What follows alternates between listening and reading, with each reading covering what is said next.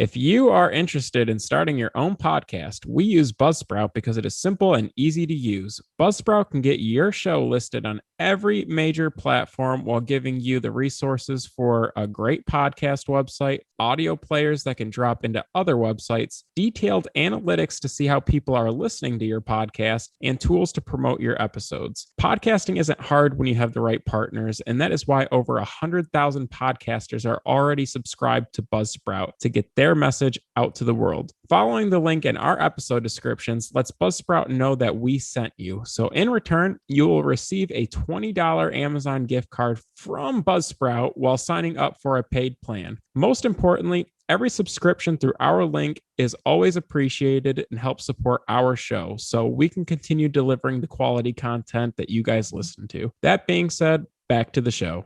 Hello, and welcome to Comic Book Junkies. I'm Andrew. This is Joe. And this time we're coming back at you with another top 10 list. So if you've listened recently, we recently did a top 10 power ranks of our all-time comic book creators, including artists and, storytellers. So if you're interested in anything like that, go ahead and check that out first. But we're going to do kind of the same rundown on that. We're going to go 10 through 1 from, lowest to highest. And this time we're going to go ahead and rank our Batman villains. So top 10 Batman villains. I mean, we put our minds together. So once again, if we rank them out individually, we're pretty close. But some things are higher or lower, but this is a consensus list. So we took the law of averages into account, and this is our CBJ stamped and approved top 10 Batman villains. Let us know, once you hear this, if you agree or disagree with anything, or if there's somebody that we missed. We know there's a ton of great Batman villains that could be included, but we thought that these were the essentials. So to get things started off, Joe, do you want to start us off at number 10 with our first villain? Yes, I will. But one thing to note too, before I get started here, we both came up with our own top 10 lists and kind of weighed them against each other. And unlike the last time that we did a top 10 list that we both agreed on, we had all the same characters in our top 10 list, which made this a lot easier. I'm feeling pretty confident about this list. And actually, a lot of the same characters were in the exact same spot. So we had a little bit of a different order in the middle, but pretty much consistent across both of us. So starting at number 10, I got Poison Ivy. First appeared in Batman issue 181 in 1966. I have her first appearance. Definitely a great book to get if you can find one for the right price. I think Berger also has a copy too. She claims that she does things on behalf of the environment, but she's secretly always on tip. She cares about nature more than people and often seduces characters, including Superman one time in a story that we read, to carry out tasks for her, even though she has like a lot of standalone power. So definitely a strong character that just broke our top 10. Yeah, and I agree. She definitely belongs on the list. I kind of I think, I'll just be up front. They're not on this list. They're more of an honorable mention. So sorry to knock one off the list, but you'll have to wait. Clayface got edged out by Poison Ivy for me, too, after a little bit of thought. But she's just really influential. I mean, as far as, even just female villains,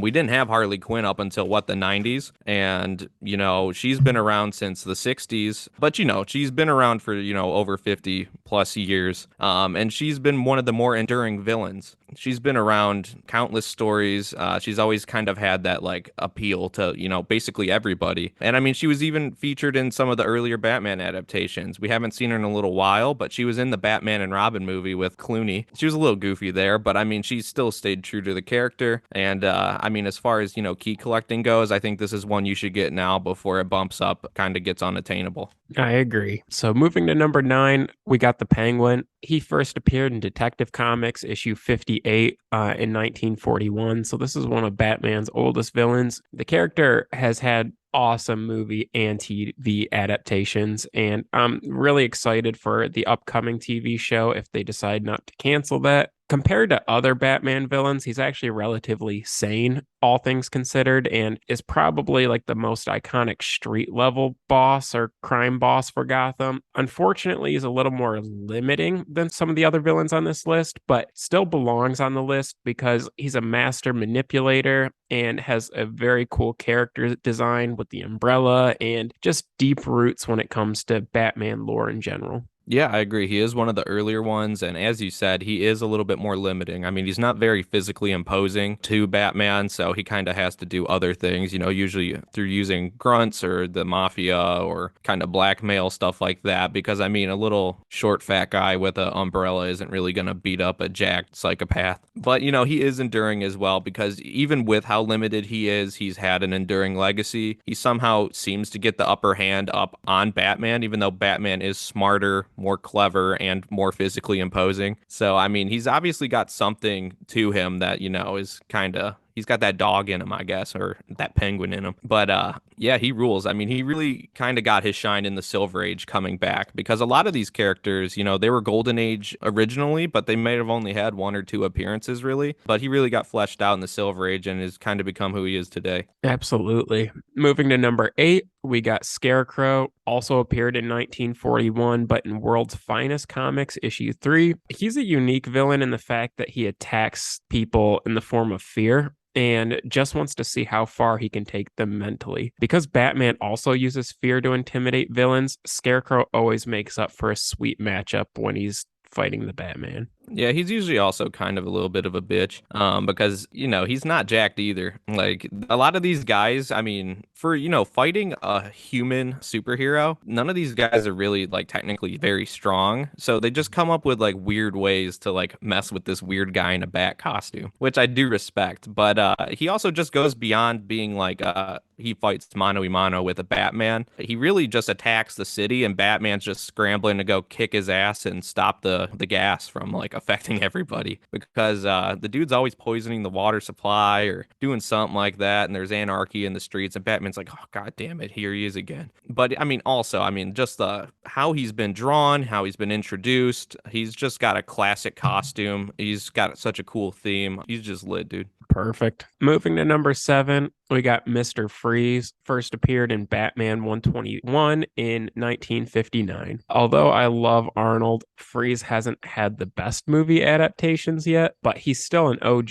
and a character with a lot of depth. This dude will go to any length in order to cure his ill wife, which makes him an interesting villain in the sense that his villainous behavior is more powered by love than hate. I would say he probably has one of the saddest villain origin stories, so you want to root for this guy, but time after time, he takes things way too far, so you can't really trust him. Yeah, and I mean, I just think he's just classic. The design as well, just it's kind of a unique thing. I mean, there's a ton of ice villains, but nobody really is as cool as him. Just his adaptation, I don't know if you like it. A lot of people hate it, but also in Batman and Robin, what is it, Arnold? He's like, Mr. Freeze. And it's just like a lot of people hate that and it's cheesy, but it's like you got to remember that like a lot of these characters fundamentally are cheesy in a way. I mean, like they've gotten more fleshed out and, tragic over the years. But I mean, it's a dude with a capsule on his head and he shoots ice at a Batman. So I mean, it's cool. I like the ice puns and, he's just enduring. I mean, I would love to get a first copy of his first appearance. That one's big, big tuna on the list. But those are getting out of hand. They're still semi affordable for like that tier of like DC Silver Age keys, but like better get it soon, I guess. No, I couldn't agree more. Next guy we got up is a comic we both own. He appeared in Batman Vengeance of Bane issue 1. We got Bane on this list coming in 1993. Most of our top 10 lists call back to older characters, so it's cool to be able to find a more modern villain that makes such a big impact. This dude is as tough as it gets. He was born in a talk.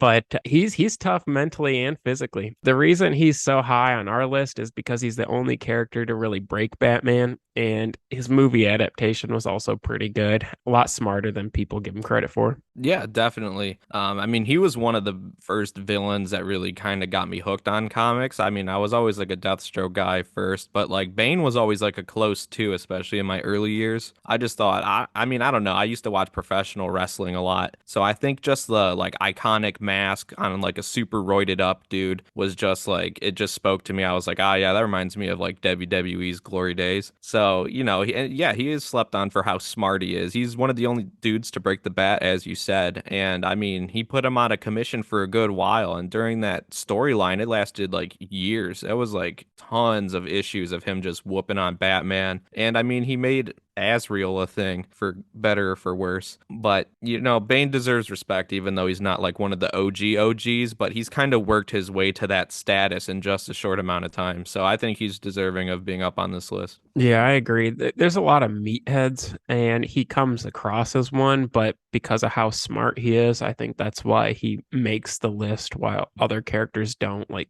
Killer Croc or characters of that kind of physical level. But moving to number five, we got Two-Face. Excited to get into our top five. He first appeared in Detective Comics issue 66 back in 1942. He's probably my all-time favorite Batman villain. This character has a very compelling and tragic story, and he's done a lot of good for Gotham as Harvey Dent, but it's his mental illness that brings out like the duality of this character, which is unique to all the other villains that are just insane all of the time. I like the idea of never knowing what he's thinking or never knowing who you're talking to, and also like the hope that there's the ability to cure him one day. But at this point, we've kind of just accepted it's clearly not possible. Right. And I like that even though he's like a 50-50, like half the time villain. I mean, he's still always a villain. It's just he's silly as hell and just trusts a coin to make decisions. So it's just like, does this guy just like sit at home and like scheme up plans and be like, this is what we're doing. We're going to get him this time. But then he just has to wait to flip the coin like in the moment to be like, oh, fuck, are we really going through with this? It's like, I don't understand that 100%, but I like it. He's an interesting character because he's a lot more complex than, like you said, a lot of these characters. Most of them are just crazy or they're just terrorists. He's like a literally crazy terrorist. And then at the same time, he's like a beacon of light for like the 4 seconds that he's cool. And it's just weird because Batman won't give up on him, dude. Like ex-girlfriend, he's just like, we can save you, Harvey. We can rehabilitate you. We can get back together. And Harvey's like, no, I'm for the streets now. And flips coins and shoots people. And it's like, God damn it, Harvey. Classic. Yeah, he's been a part of some of the coolest Batman stories, and I don't know, it just a classic character. But another classic character that made our number four spot is the Riddler. He first appeared in Detective Comics issue 140 in 1948. Although the new Batman movie has a much different take on the character than how we traditionally know him, it was nice to see a good adaptation brought to the movies. He may be the smartest Batman villain and one of the smartest villains in the whole DC universe. He provides riddles to prevent his crimes, which makes him such a unique character, and is capable of really large scale things, which we see in the Hush storyline, especially because his crimes come in the form of puzzles. He's one of the more fun villains to see face off Batman. Yeah, the dude's got a big ego for sure because he thinks he's so clever and witty that, no one's gonna figure it out. And then to like a deeper level, that Batman, he's like, I'm smarter than you. You won't get this in time. But I mean, we've seen that Batman is that smart and that clever, so he does figure it out. But yeah, the Riddler really is one of the smarter villains. He might even be one of the technically like low-key smarter DC Comics characters. I mean, he's not Batman, Lex Luthor, or Mr. Terrific or anybody, but like he's sneaky up there because of, just the way he thinks. And yeah, he's part of like a ton of classic like iconography and like stories. And other than a few of the next couple characters on our list, he definitely deserves like this kind of slotting in our list. Absolutely. Moving to our top three, we got Catwoman at number three. She first appeared in Batman issue one, going all the way back to 1940. There are so many great movie adaptations of the character, and she's interesting in the fact that she walks the fine line between being a villain or an anti-hero. And she not only dates back to Batman's first issue, but also played a big role in Batman's most iconic story, Year One, which you can also listen to. We reviewed that recently for the pod. She's easy to like because she often comes across as a good person that does bad things, which is why Batman even struggles to understand where his relationship is with her. And so just because she's been around the whole entire time and it's a character that you want to see work out, she had to be in the top three. Yeah, and any controversy surrounding this character being this high on the list only stems from her most recent like adaptation being, more of like an anti-heroine, like borderline-ish hero, even though she's been a villain for the majority of her career. It really wasn't up until I think her 90s solo series that she kind of got the billing as more of a complex and, kind of straddles the line of good and bad. So that's why she's a villain. And fun fact, did you know that in Batman issue one, she wasn't even technically Catwoman. She was just the cat. So that's a little fun fact, I guess. But there's no minor key, obviously, that early that says, oh, appearance as Catwoman. But yeah, she rules, dude. She's basically everywhere. You see Batman now. They're fucking around trying to get her married to him. They're on and off again, as they have been for the past 20, 30 years now. But here's a question. Do you like her as Batman's romance, or do you like more of like a Talia type thing? Or are you a cat bat guy? It's hard to say. I think I like it as it stands, like he's always going to be interested in Catwoman, but he obviously has a kid with Talia. I don't think he's as romantically interested in Talia as he is Catwoman. And so, like, it makes sense for them to be a thing. But in that same breath, because it can never really work out, I don't think that her being a forever companion for Batman makes sense either. Yeah, I'm with you. That's a good take, Joe. Very nuanced answer for me putting you on the spot. That said, that kind of leads into our number two. You want to let them know? Ra's Ghul first appeared in Batman issue 232 back in 1971. Berger also got me his first appearance and signed by Neil Adams, which is super sweet. This character is responsible for training Bruce Wayne to the point where he can manifest the identity of Batman. Ra's is by far the most nuanced villain on this list and is very smart in the way that he conducts his business.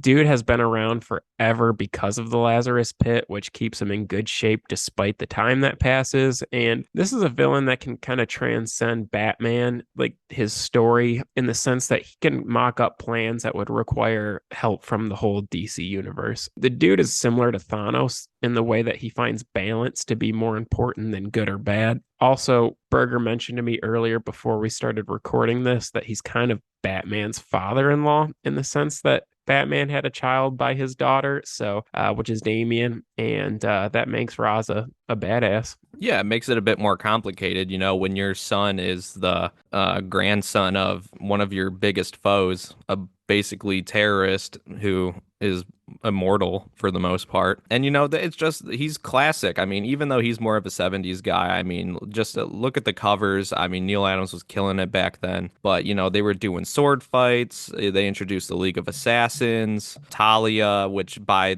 led to Damian Wayne. He's just been a very crucial part of Batman's life ever since he got introduced. Like, things took a kind of turn down a different path once they introduced Ra's. And, the influence, like, we'd be without one of the best Robins in our opinion. And, like, League of Assassins, the League of Shadows, all of that you want to go with wouldn't be there without him. And, I mean, he's just enduring. He's sweet. But that leaves only one person left on the list. He's underrated in the sense that he trained Batman to become who he is too, but that doesn't affect who we got at our number one spot. Coming in at number one, we have Joker. First appeared in Batman issue 1 in 1940. This is Batman's first true villain and is pretty much synonymous with Batman, as everybody loves the relationship between these two characters. Not only is he Batman's greatest villain, but many will argue he may be the best DC villain or maybe the best villain in all of comic books. This character embodies chaos, so no one ever really knows his next move, origin, or identity for that matter. In Batman, the Three Jokers, Bruce does mention that he does know the identity, but despite that, the Joker's unique to all the other characters in the sense that he can commit crimes that are small scale and like fun and pranky, all the way to like globally scaled crimes, torturing Batman. And the only thing that's consistent about this character is his ability to be completely unpredictable. And so that's why he has to be number one. Yeah, I mean, it's kind of cliche to be like, yeah, of course the Joker's number one, but who else could you realistically go with? I mean, we got as close as we could with Ra's al Ghul, Catwoman, and the Riddler. But I mean, when you think of Batman, you think of the Joker. And sometimes you don't even think of Batman when you think of Joker. That's how popular he is. I mean, he got a solo film. Who would have thought the Joker would have a solo film, back in the day? And, he's undergone different, every writer wants their take on him because, he's the most important, basically, villain at DC. He's the most fun to write. You could write anything, really. It could be crazy. It could be like fish that are like Jokerized. It could be trying to cut off Alfred's arm or something. He's like stabbed him. It's like you could do whatever with the guy. He's nuts. But I mean, yeah, you can't really top him. It's like yin and yang. You can't can't have one without the other at this point, for better or for worse. But yeah, he's the clear-cut de facto number one, and he probably always will be. Exactly. We're not trying to stir the pot here. We're not going to have an edgy take. When somebody's number one, you just got to give it to them. But that concludes our list. So definitely let us know what you think. It's probably wrong if it conflicts our top 10, but shoot your shot anyways. Do you want to hit them with what we're going to do next week, Burger, or next episode? Yeah, so next time, we're kind of getting into October, spooky season's in the air. We've got a cool couple things lined up actually, but we're gonna kind of tie into the kind of, feeling of the season, and we're gonna go with kind of a little deep dive.